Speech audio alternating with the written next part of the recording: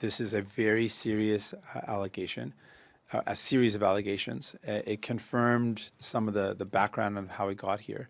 But really what it highlighted is that we've got the Indian government, specifically the Modi government, that is engaged through diplomats in Canada, criminal elements that have then gone on to shoot at Canadian homes, to shoot at Canadian businesses, to kill Canadians.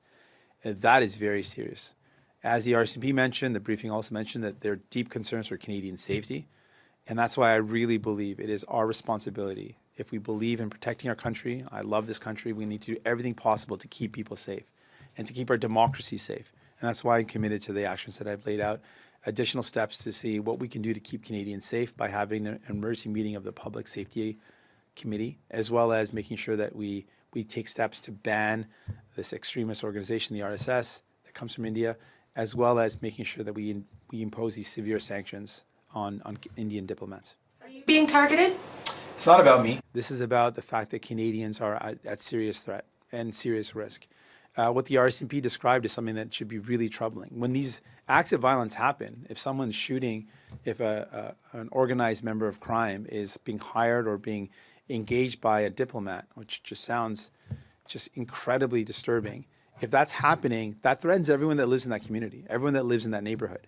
When businesses are being shot at, anyone that lives nearby, anyone that's walking nearby, this is a threat to all Canadians, and it should be taken with the utmost seriousness. I find it troubling that the only federal leader in our country right now that has not gotten security clearance to hear about foreign interference is Pierre Poilievre.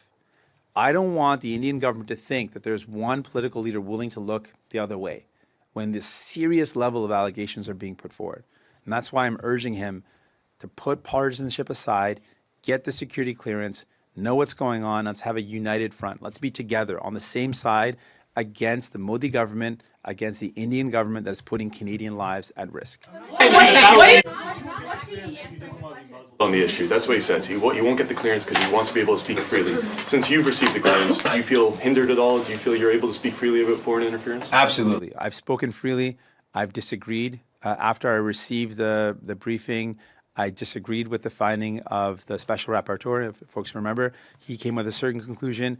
I read the documents in that case, and I came up with a different conclusion, and I rejected what the special rapporteur had said.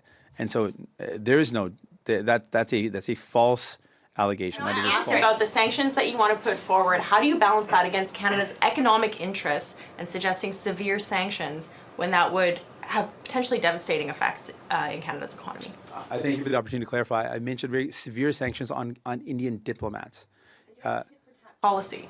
So specifically on the diplomats, given the fact, I mean, let's just take a moment. We got the RCMP that said that Indian diplomats were hiring criminal elements to shoot at Canadians. Pretty serious.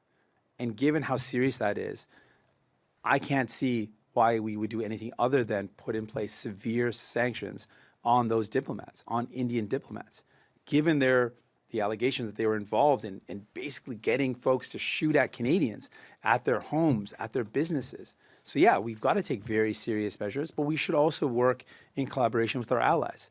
There are similar circumstances. There's an attempted assassination that's linked to the Indian government in the United States. We need to, of course, work with the United States. There's similar scenarios that have played out in the United Kingdom. So it's clear that we need to work with our allies to put pressure on India, but there's got to be accountability. The Indian government has to be held to account. The Modi government has to be held to account. And we all need to be unified as Canadian leaders. All of us have to be united in denouncing Modi and making sure we protect Canadians and put their safety first and foremost. Thank you so much. I'm saying whether or not you had personal